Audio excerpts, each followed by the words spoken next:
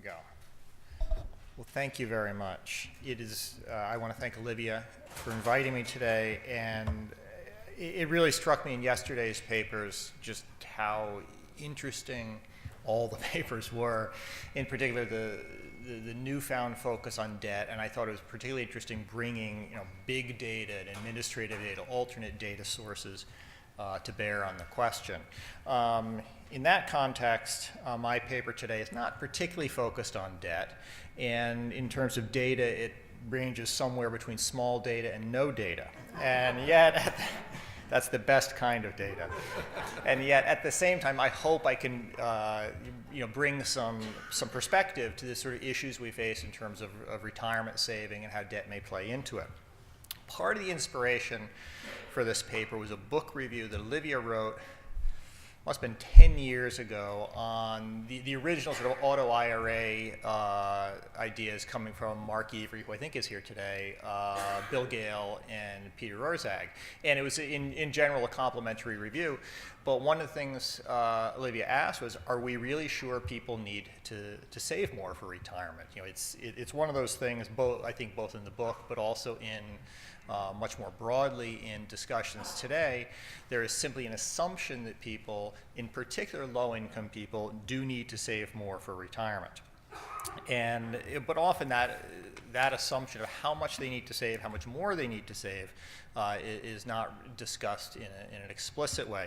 In particular, one of the things I thought about when I was putting this together was you often read in media articles, and this comes often from financial firms, well, you need to retire with savings equal to some multiple of your final salary. Some people say it's 8 times, some people say it's 10 times. I've even read up to 20 times your final salary.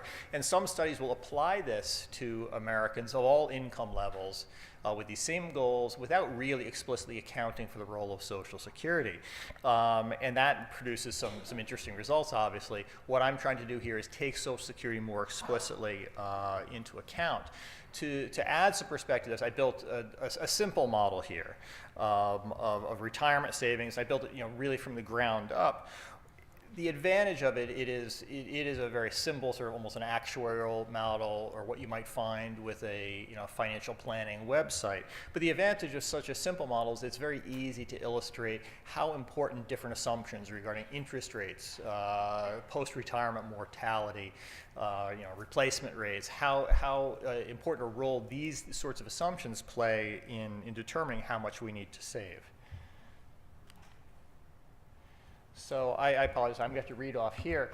As you know, there's widespread concern over Americans' levels of retirement saving, and you see, particularly in Congress today, you see a variety of proposals designed to address this. And these are focused very heavily on low-income people. Is something expanding access to employer-sponsored retirement plans. That is something which is disproportionately affect low earners. Expanding Social Security. There's various proposals in Congress right now, and I think there's actually a decent chance one of them will pass the House this year. That would particularly focus on low-income retirees. And third is establishing the state-run retirement plans, the auto IRA plans. Because retirement plan coverage tends to be skewed towards the rich, again, that's going to disproportionately affect low earners. But the question is, how do we know that low earners need to save more? We do know they save very, very little. That's something we know. If you look, there's been some very interesting recent work on retirement incomes, retirement security, using administrative data from the IRS, which really gives you a nice perspective on things. That's my nod to big data here. Pete Brady from ICI and his co-authors. Also, you might want to look at work from Census Bureau, Josh Mitchell and Adam B. But what they show is low-income retirees, your bottom 20%, are very dependent on Social Security, and in particular includes more SSI than we previously thought about. And so you say these folks don't have much in the way of savings. At the same time, though, retirement incomes, even for these low-income folks, have risen rapidly over the past 2 decades. Poverty, as measured using IRS data, has dropped by roughly 1/3 from 1990 to 2012. Pete's work, also Josh Mitchell's work, measuring replacement rates of retirement shows, in general, very high replacement rates in the 90 to 100% range, not simply for low earners, but across the board. At the same time, though, if you go into the SCF, and they have qualitative questions of just asking people, you know, how do you feel about your retirement incomes? When I looked at folks in the bottom income quintile, 32% of retirees described their income as totally inadequate. Now that's an improvement from 39% in 1992, but it's still not fantastic. Now, I realize I may have sort of an endogeneity problem in that the lowest income retirees may be the ones who've, you know, disproportionately had negative income shocks. And at the same time, though, these are the sorts of statistics that don't give you a very clear picture of where we stand. So what I thought about in doing this, these are the sort of steps I went through in building up this calculation. The first thing is, you know, create stylized earnings patterns for individuals at different earnings levels. Second, for them, calculate their Social Security benefits and calculate a Social Security replacement rate. Third is to compare target replacement rates for total retirement income to what they're likely to get from Social Security. The residual will be the amount they have to generate on their own. Next, I have to set assumptions on the interest rates they can earn both before retirement and after retirement.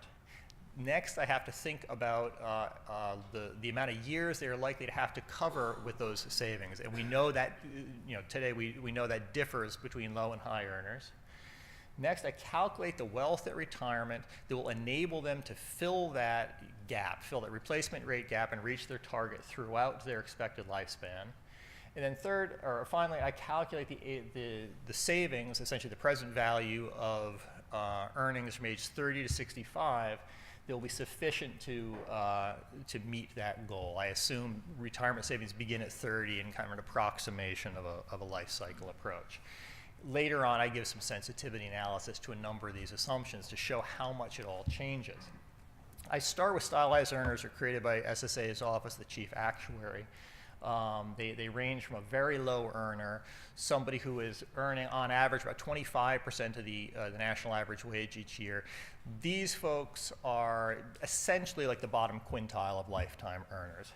The next one up is what they call a low earner. Somebody earns on average about 45% of the average national wage. These folks are approximately the second quintile. Just for completeness, I go you know, throughout the stylized earners that they provide. This group covers most of the people who would rely for retirement savings on employer-sponsored plans. Once you get to the very rich, they are saving outside of those plans. So we're covering most of the waterfront on this. The replacement rate targets I took from a study from Bob Myers, former SSA chief actuary. And he gave a range of replacement rates for each earner's type. I took the higher end of the range. For a very low earner, somebody in the bottom quintile approximately, they're looking at a target replacement rate of 90%. That goes to 83% for the low earner, 75%, and so on. The idea is that low earners, as I'm sure you understand, need a higher replacement of their pre-retirement earnings because, say, they're living closer to subsistence level, they pay lower taxes, pre-retirement, et cetera. Now, part of what you have to do here is define how you're going to calculate the replacement rate from Social Security. There's a variety of ways of doing it. Just for clarity, here's how I did it. I looked at earnings in the 15 years from age 45 to 60, adjusted for inflation, calculated the average of that, and then compared the Social Security retirement benefit at the full retirement age to that measure of pre-retirement earnings. This gives you a replacement rate for the very low earner of 82%, going to 68% for the low earner. It's around 50% for the medium earner, and so on.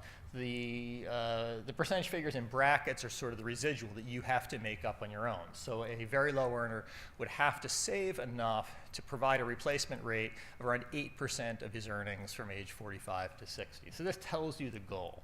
I calculate these a little bit differently than the way Social Security does. If anybody's interested in that, I'll talk about it. But the idea here is this sets your target.